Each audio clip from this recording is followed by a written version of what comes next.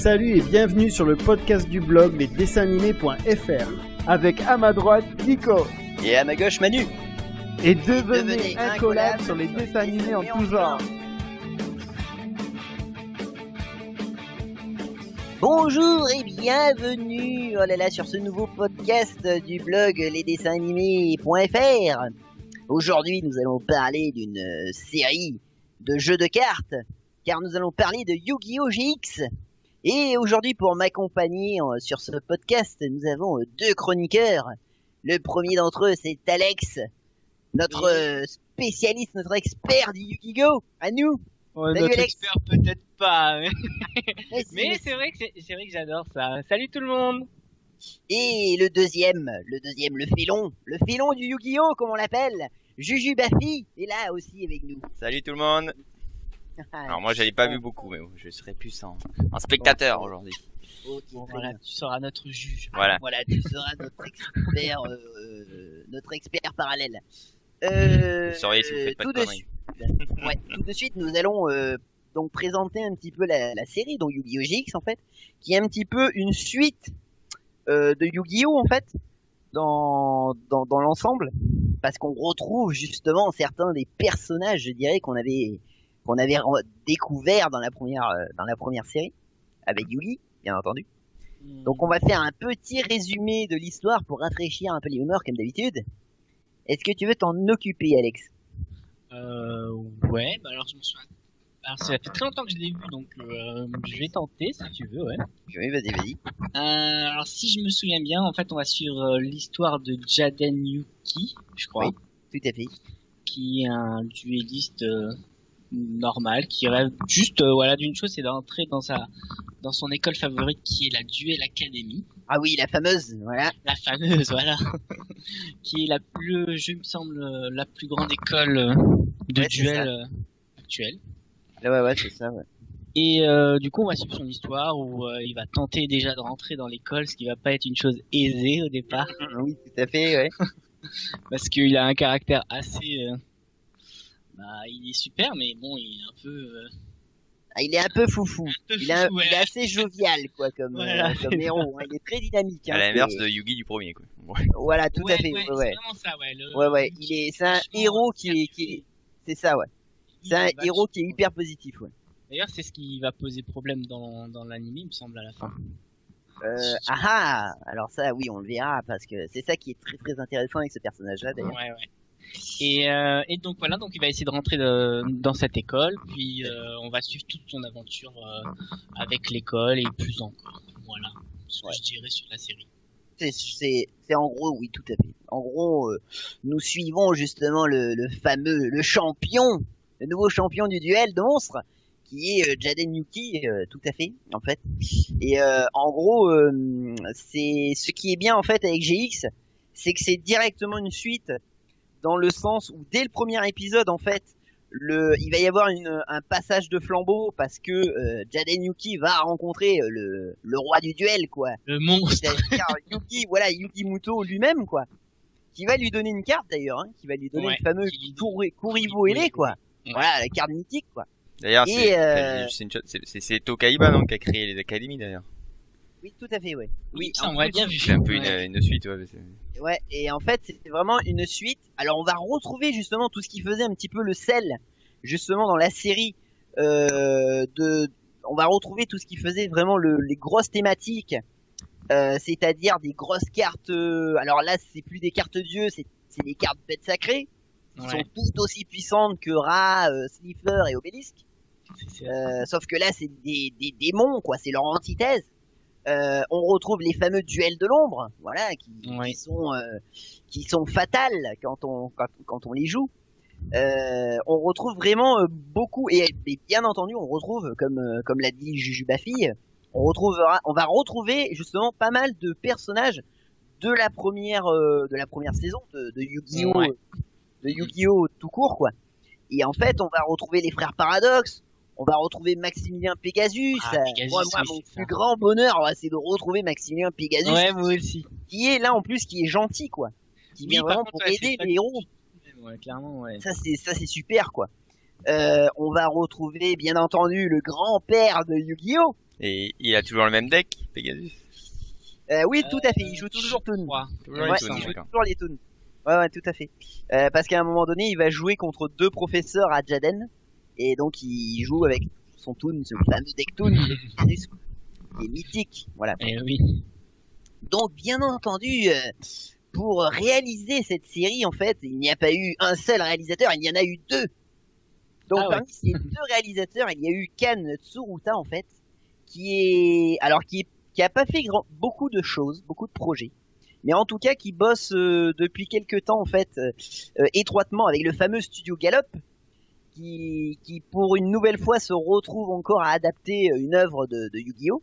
Donc, et justement, ce Kan Tsuruta, il avait bossé en fait sous le signe des mousquetaires, donc qui avait été aussi une des œuvres du studio Gallop. Et le deuxième de ces messieurs n'est autre que Atsuki Tsuji. Alors lui, pour le coup, il a fait plein de trucs, ce mec. Il est parti, il a fait du Pokémon. Il a bossé sur tous les films Pokémon, quasiment. Il a bossé sur Dan et Dani, sur Théo, la batte de la victoire, voilà pour... je salue les vieux cons comme moi, là. Parce que ça me dit rien du tout. Ah bon? Oh, merde. Oh putain, c'est qu'on est vieux, là. Ça craint. Juju, ça craint. Mais non, mais il est si jeune. Ensuite, on va parler du character designer, en fait, qui est Kenichi Hara, en fait. Kenichi Hara, souvenez-vous vraiment de ce nom, parce que c'est ce mec-là, en fait, il a bossé sur quasiment toutes les adaptations de Yu-Gi-Oh! Justement. Il a fait GX, il a fait 5D, il a fait Zexal, quoi. Et je crois qu'il a aussi collaboré sur certains des mangas. Donc vraiment un nom à retenir, quoi, parce que c'est vraiment le monsieur qui a donné, on va dire, la ligne de tout ce qui est monstre et tout ça. Enfin, bon, c'est vraiment quelqu'un qui a donné sa patte, quoi, vraiment à ces séries, quoi. Et pour la fin, les musiques sont signées Yutaka Minobe, qui elle aussi, en fait, elle a bossé quasiment que sur Yu-Gi-Oh, quoi. Elle a fait 5D, elle a fait donc GX, 5D, Zexal, et elle a aussi fait les musiques du film de Yu-Gi-Oh! Réunis au-delà du temps, où en fait on a les 3 héros, c'est-à-dire Yugi, Jaden Yuki et Yusei, qui se battent contre le fameux Paradoxe dans un duel magnifique, quoi. 3 contre 1, c'est pas du tout, c'est pas du tout shit. C'est clair. L'équilibre. C'est fabuleux. Voilà un petit peu pour la série. Voilà. Ok, d'accord. Donc, oui, qu'est-ce que tu voulais dire, Alex? Non, j'avais adoré le film là. Ouais, c'est un des meilleurs. Moi, j'avoue que je l'aime bien. Je le préfère plus à la saloperie de film avec Anubis là, où il y a un duel, quoi, de tout le film, quoi. C'est un peu bon. Faut arrêter de prendre les enfants du bon Dieu pour des canards sauvages. On va passer à nos personnages préférés. Ah, déjà les personnages déjà. Les personnages préférés. Parce qu'il y en a une pléthore là aussi dans GX. Ah ouais. Dans GX, c'est vrai qu'il y a une panoplie de personnages dans tout genre, qui est assez intéressante. Ah ouais, parce que ça va des professeurs aux élèves, quoi. Ouais, les professeurs un peu loufoques, il y en a plein. Ah, moi j'adore le Dr Crawler. Ouais. Parce que j'adorais l'archétype qui jouait. Vraiment pour ça, quoi. Perturbé parce que tu sais pas si c'est une femme ou un... Ouais, oui, c'est ça. Non, mais c'est vrai en plus. Oui, alors c'est bien une femme. C'est bien une femme, je pense qu'elle se prend un peu pour Lady Oscar. Mais c'est bien une femme, hein. C'est bien Viviane Crawler. Hein. Donc Viviane étant un prénom féminin. Mais c'est vrai qu'elle se prend pour un mec. Après, bon, voilà. Ouais, après les élèves, il y en a plein. Parce qu'en fait, il faut savoir aussi que la Duel Academy, elle est divisée en 3 groupes, il me semble. En fait, il y a d'autres écoles, on va dire, qui sont, on va dire, l'école du Nord, l'école de l'Est, l'école de l'Ouest. Ouais, mais il me semble que même à l'intérieur, il n'y a pas en rouge cipher. Si, oui, ils sont, jaune, rat et bleu obélisque, je crois. Ouais. Et je crois que c'est les niveaux. Selon son niveau. Voilà, selon son niveau de jeu. Voilà. Tout à fait. Bien sûr, le héros, c'est le dernier. Il est slipper rouge. Voilà, le nul des nuls. Voilà, les nuls des nuls, voilà, qui habitent dans un lotissement japonais dégueulasse. Ouais. Alors que les bleus obélisques qui sont dans un château de Walt Disney, quoi, avec service d'étage et tout, quoi. Non, c'est ça. Et puis, c'est vrai que rien que déjà ça, donc rien que déjà ne serait-ce que dans les groupes, il y a déjà au moins 5 personnages différents. Alors, c'est vrai qu'il y en a pas. Ouais. On a Moi, pas mal. j'adorais Chad Princeton aussi. Ouais, tous les méchants, j'adore. Moi, donc. Oui, parce que j'ai dit, Chad, il me semble que... Ah oui, c'est un Bah, en rival. fait, Hein. moi, je l'aime bien au début, mais je déteste son deck après avec les Ah si, Léo Léo Jama. Jama. Oh Ah, non, c'est c'est génial, Léo horrible. Jama. Oh non, je déteste. Moi, il me faisait vraiment rire, quoi, en fait. Moi, j'aimais bien Oui, jouer ouais. au Jama. Ah ouais? Tout à fait. Léo Jama, c'est Même la si vie. je dis rien sur les persos parce que j'ai rien vu, mais sur le Ouais. deck, le Jama, c'est sympa. Ouais. Ah, moi, j'ai jamais aimé, en plus. C'est bizarre comme deck. Ah, c'est vrai que c'est bizarre, c'est particulier comme style de Ah jeu. ouais, c'est une technique bizarre. Je le préférais au départ, moi, avec les niveaux, là, avec son dragon, avec les niveaux. Ah, Louis, les levels, ouais, les LV, ouais. Ouais, ça c'était pas Ouais, mal, mais oui. c'est Ça, périmé, j'aimais ça, bien c'est- ce deck-là, ouais. Ça, c'était cool, hein. Ah, Mais si. c'est ça aussi que j'aime bien dans GX, c'est que ça amène plus ou moins les premiers, Ouais, tout à fait. premiers decks à thème, en fait. Les decks, ils ont un thème particulier, genre par exemple le héros, c'est les héros. Oui, les héros, voilà, tout Les à fait. héros Les élémentaires. super-héros, en fait, hein. Ouais, C'est c'est vraiment axé sur les super-héros de comics américains, oui, quelque part, ouais. ça. C'est vrai, Genre, son meilleur pote, là, comment il s'appelle Ah, Cyrus. Ouais, bah lui, c'est les robots, là, avec les héroïdes. C'est là. des espèces de, ouais, c'est des espèces d'héroïdes, ouais, les jouets, Ouais, là. Après, les jouets, la première saison du Wii, enfin, le premier Wii il commençait à avoir des decks à thème. Hein. Alors, le deck Bah, Toon. il y en a, ouais, mais il y a que tout. Genre, Non, on va il y dire avait le Toon, il y avait il y avait Marek aussi, hein. C'était un peu les. Ouais, il y Bah. avait le deck, il y avait le deck, Il y avait pas il y avait le beaucoup, deck certes. insecte, il y avait le deck Oui, voilà. Dragontino. Ouais, oui. c'est vrai, ouais, c'est Il n'y vrai. en avait pas Ouais, énormément, mais, mais bon. Mais là, c'est encore plus accentué dans et GX. si C'est tu vrai veux, en que- fait, si tu veux, dans GX, en fait, même les cartes pièges, elles ont un lien avec Oui, tout à fait, ouais. avec C'est le beaucoup thème, plus en fait, tu vois. Ouais. Genre, t'as des cartes pièges qui sont spécifiques que aux héros, par exemple, ou des cartes pièges qui sont spécifiques que pour les dinosaures et des trucs comme ça. Ouais, c'est Oui. pas faux. Donc, du coup, c'est ça que, et du coup, ils en ont fait une panoplie là-dedans aussi, hein. Au Oui, niveau tout à des fait. techs, il y en a plein. Mais ce qu'on peut dire aussi de GX, c'est qu'ils ont enfin donné aussi aux joueurs des vraies cartes fusion et un vrai extra deck aussi. Oui, c'est vrai que c'est les premiers extra decks aussi. C'est vraiment là pour le coup, la série c'est vraiment axé sur les fusions parce C'est que très bon, il y cool. en avait, bien entendu, il y en avait déjà à l'époque de Yu-Gi-Oh, mais Oui. elles étaient pas si pétées que ça quoi. Hein. Moi, Elles je étaient les très ai les peu vieilles. présentes. Elles étaient Je très les peu ai, voilà, ouais, je les ai les vieilles fusions. Ça vaut pas le coup de les jouer quoi. Hein. Non, ouais, Parce que tu perds 2 monstres pour faire un monstre de merde, c'est pas la peine. Hein. Ouais, c'est clair. Alors que Ah dans oui, GX, je crois que même dans les premiers, dans le tout premier, je crois qu'il y a c'est des vieilles affreux. cartes genre à 4 étoiles Ah oui, avec non, mais- 1500. C'est ça, oui, non, mais tu gagnais 100 d'attaque par rapport à tes monstres, quoi. Ah ouais, youpi. Ah, c'était affreux, quoi. Ouais, non, mais... Non mais après ouais non, sinon si vraiment je devais choisir mon personnage préféré, qui ça peut être parce qu'en vrai si je dis le héros c'est pas drôle. Hein. Bah alors le héros mais après sinon c'est pas drôle. Moi je dirais le héros parce que j'aime bien son évolution. Ouais, tout à fait. Il a Ouais. une très grande évolution dans l'histoire Ah ouais, et ouais. vraiment elle est très très sympa à vivre.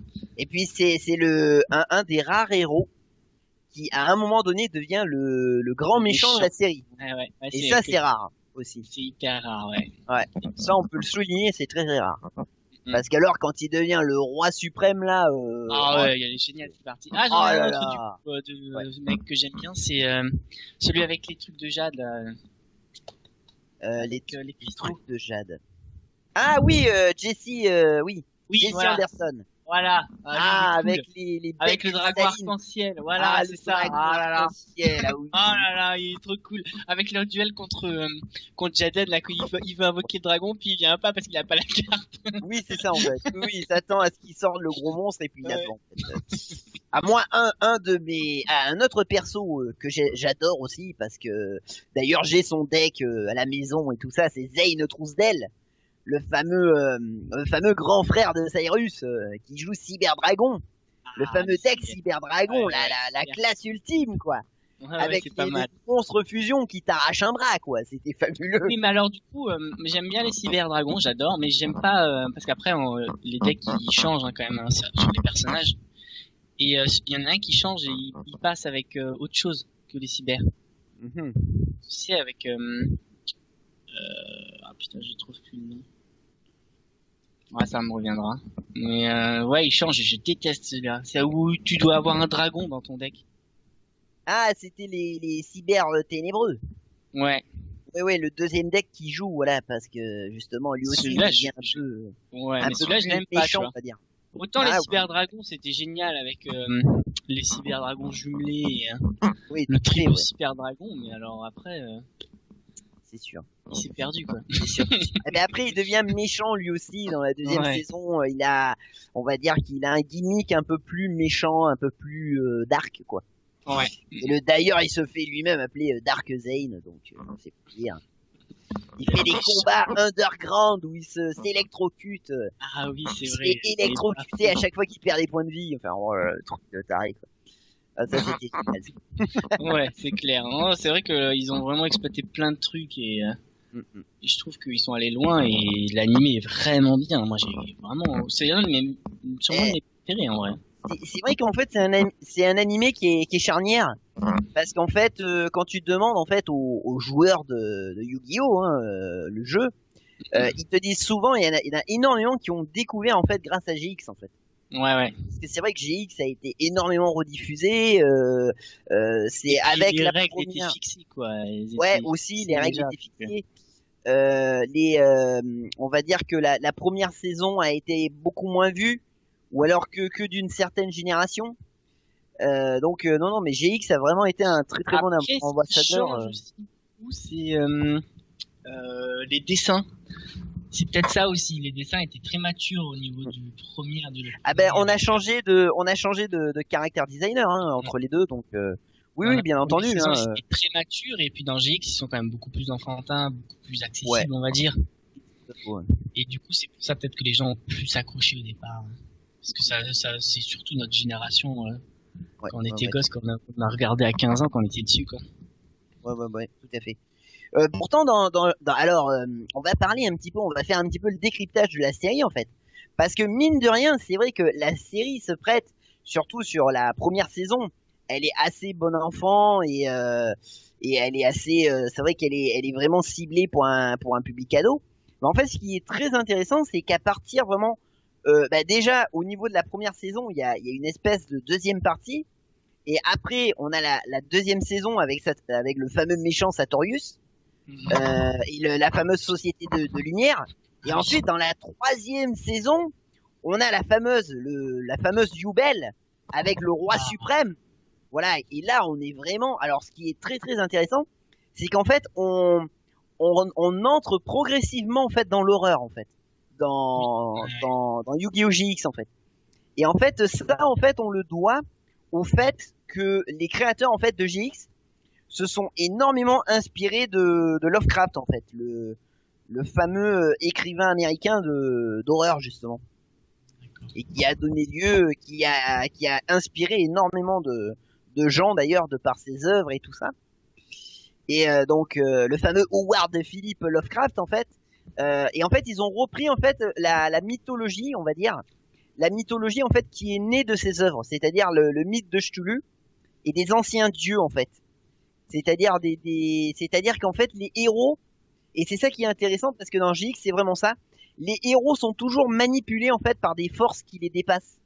Ouais. Et en fait, même s'il y a un méchant qui est là, qui est bien réel et tout ça, on se rend compte à chaque fois que ce méchant en fait a été lui-même manipulé par une entité en fait, et on découvrira, bon bien entendu dans la 4e saison, on découvrira que cette entité en fait, elle apparaîtra à la fin de la 4e saison et que c'est elle qui a manipulé tous les méchants de toutes les saisons quasiment.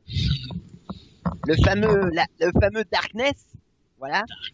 Ah ouais, ça c'est ouais. Alors là, il y a un dernier épisode qui est fabuleux quoi, donc, où Jaden justement se bat contre cette espèce de dieu et à la fin c'est terrible parce qu'il le bat et le dieu lui dit mais même si tu m'as battu, les ténèbres seront toujours là en fait. Ouais. Donc c'est terrible quoi, je reviendrai toujours, il lui dit quoi. C'est terrible, enfin c'est génial quoi. C'est génial de pessimisme quelque part, enfin même si Jaden le bat quoi. C'est d'ailleurs il y a un duel fabuleux. Vraiment, ouais. Un duel fabuleux.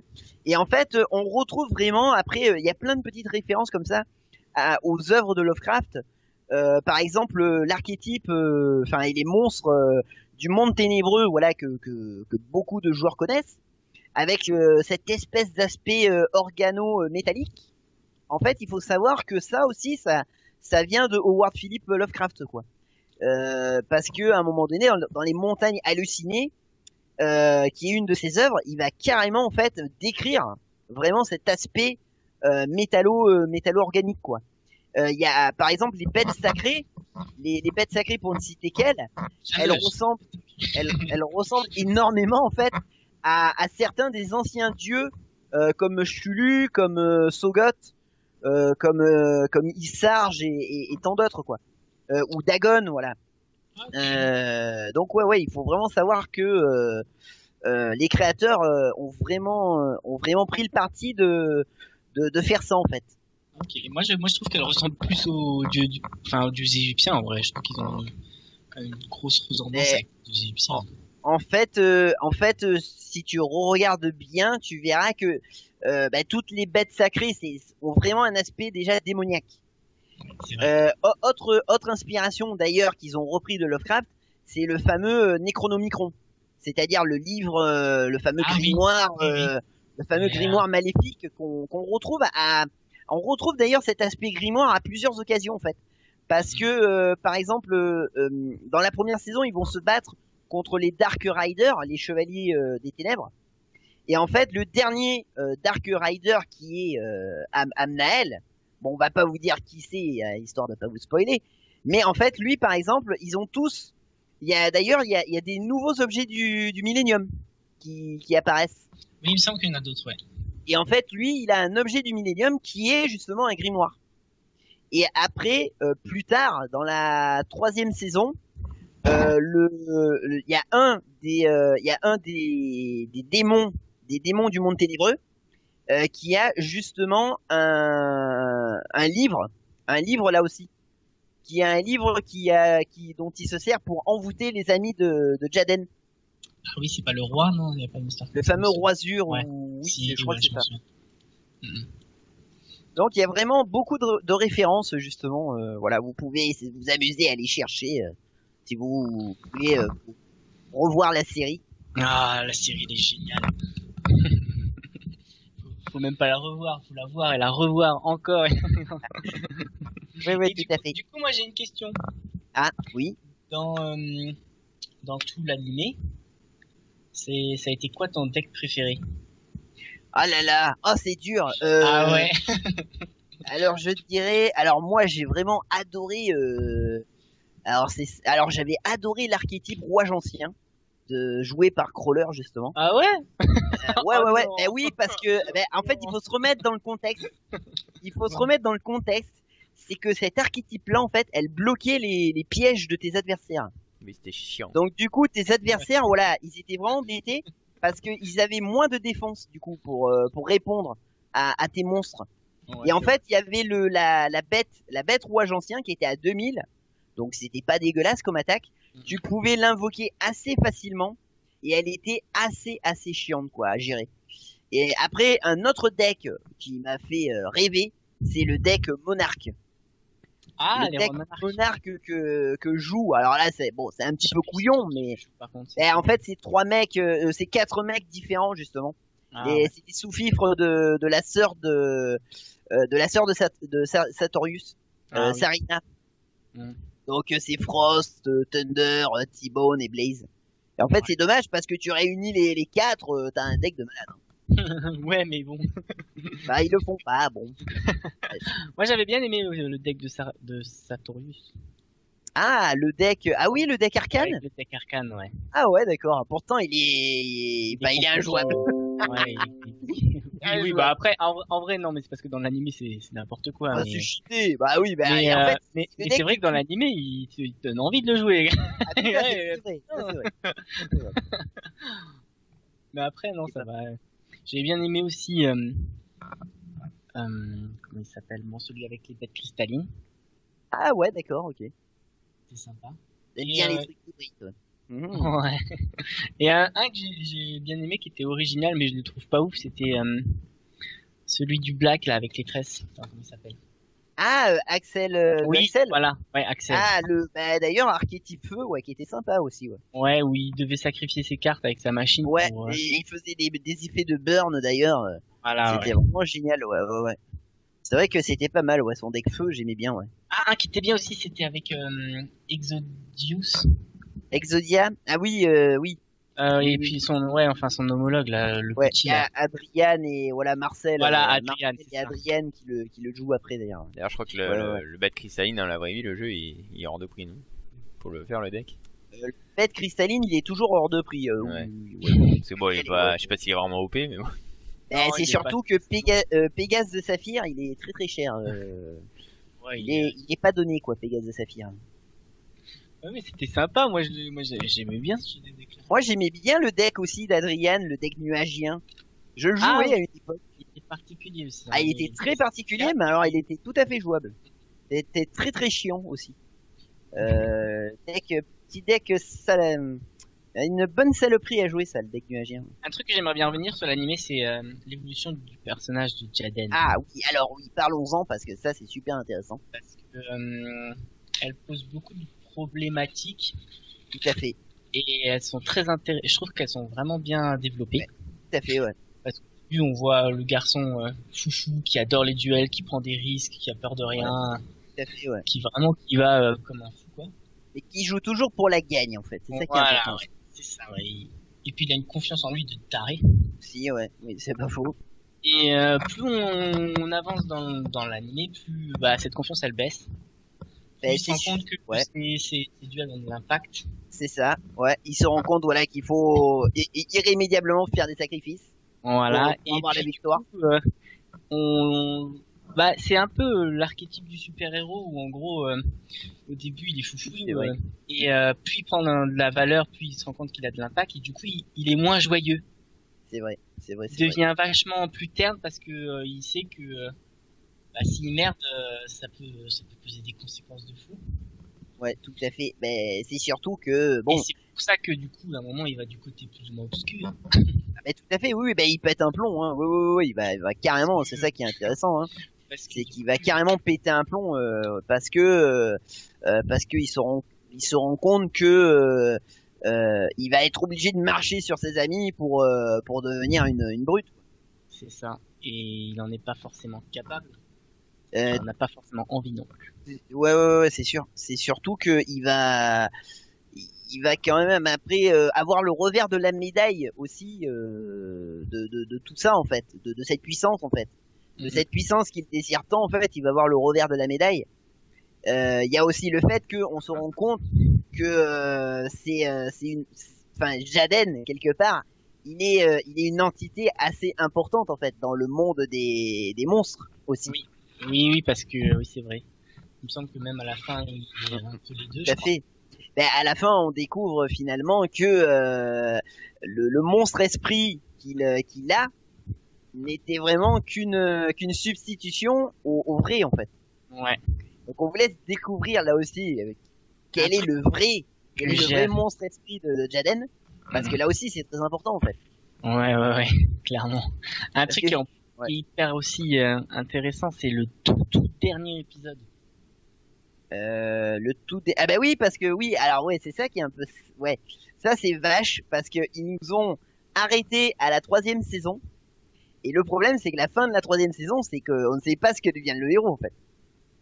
En fait, le héros, il gagne, on va dire, gagne Yubel, le grand méchant de la grande méchante de la 3e saison. Le problème, c'est que tout se remet en place, mais le héros a disparu. T'as peut-être pas vu la suite alors. Et puis c'est 4 saisons, je crois. Après, il y a 4 saisons, mais la 4e saison est inédite en France. Ah oui, bah oui. Donc il y a que, en effet, si tu regardes la 4e saison, que tu peux voir. Oui, parce que moi je parle du dernier épisode de la 4e saison. Ah mon dieu. Ah mais avec c'est, ah oui, oh my god. Oui, oh my god. Ah, il faut rien dire. Non, mais sans parler de ça, c'est juste que ce qui est important, c'est que dans le dernier épisode de la dernière saison, quoi, en gros, on a Jaden qui est un peu perdu. C'est ça. Et qui est très miné. Il s'engueule même avec ses amis parce qu'il joue très personnel. Il a plus trop confiance en personne. Il a plus confiance en lui qu'aux autres en fait. Et il devient très égoïste. Et en fait, c'est ça. C'est le problème, c'est que la 4e saison, c'est super intéressant parce que la 4e saison, en fait, tous ses amis veulent en fait qu'il redevienne le Jaden du début, en fait. C'est ça. Et le problème, c'est que c'est impossible parce que il a traversé tellement d'épreuves, en fait, que il sera plus jamais le même. Donc en fait, c'est très très intéressant parce qu'il va s'isoler. Il va s'isoler de ses amis. Pour plus leur faire de mal. Donc c'est super intéressant là, j'avoue. Et en fait, il y a un dernier épisode, mais oui, parce qu'en fait c'est le dernier épisode qui va lui redonner finalement sa jovialité, enfin, qui va redonner le Jaden d'antan. Donc c'est ça qui est génial. Il va perdre un duel magnifique et il va partir. Il me semble que les dernières minutes, c'est ça où on le voit partir à explorer le monde. Ouais, ben à la fin, oui, ça devient une espèce de détective Conan du duel de monstres. Et il joue le même deck pendant les 4 saisons. Non. Alors, on va dire qu'il y a des digressions, ouais. Non, en fait, dans la première saison, il joue héros élémentaire. Dans la deuxième, il va jouer avec les néospatiens, qui sont inspirés de Space Opera d'ailleurs. Et après, dans la troisième, il va faire un mix des deux, et élémentaire et héros élémentaire et néospatien. Et dans la quatrième, il joue en fait, il joue beaucoup sur l'aspect de renforcer Néos en fait. Oui, ouais, principalement Néos. Ouais, très très Néos, ouais. Non, mais après, une excellente série. Et puis en plus de ça, elle apporte tellement de trucs vrais. Enfin, je sais pas, moi, c'est le genre de série que t'adores quand tu regardes. En plus, ceux qui aiment Yu-Gi-Oh, ils adorent ça parce qu'il y a des beaux combats quand même. Ouais, et ben en fait, c'est ça qui est là, c'est une des forces de GX, c'est qu'ils avaient réussi à corriger les défauts de la première série. C'est-à-dire que chaque épisode, tu avais un duel qui était autoconclusif. Les plus gros duels, ça faisait 2 épisodes, pas plus. Donc ça, c'était bien parce que quand tu regardes la première série Yu-Gi-Oh, t'as des duels qui servent à rien, qui durent 4 épisodes, c'est affreux quoi. Ça, c'était affreux. Donc là, pour le coup, c'est vrai que GX a corrigé énormément de défauts et ça, c'est très très bien. Donc justement, une raison de plus pour découvrir GX. Vraiment quoi. Là, pour le coup, Curie, pour moi, c'est vraiment l'un des meilleurs Yu-Gi-Oh. Tout à fait. Nous allons rester sur les bons mots d'Alex du coup. Oh merci. Nous allons conclure cette émission car justement nos chemins se séparent. Il est l'heure, comme dirait De Funès dans La Folie des Grandeurs. Nous allons vous laisser là, chers amis. Je vais saluer mes chroniqueurs qui ont parlé de GX avec brio comme d'habitude. Ah oui, comme d'habitude, j'étais un pro. Vous avez vu un peu tout ce que j'ai dit. Ouais. Oh la vache. Merci. J'ai besoin de boire. Hein. Merci Alex d'être revenu sur cette émission, sur ce podcast fabuleux. Merci à Jules Bafi. De rien. On entendra un petit peu plus sur Saint-Denis, je pense. N'est-ce pas? Il ne se fait pas rouler en moto dessus. Oui, c'est ça. Bon. Nous vous laissons là, chers amis fans. Oui. Nous vous laissons là, chers animés fans. Et on vous retrouve pour un prochain podcast. Bye bye. Ciao tout le monde. Merci, salut. Bisous.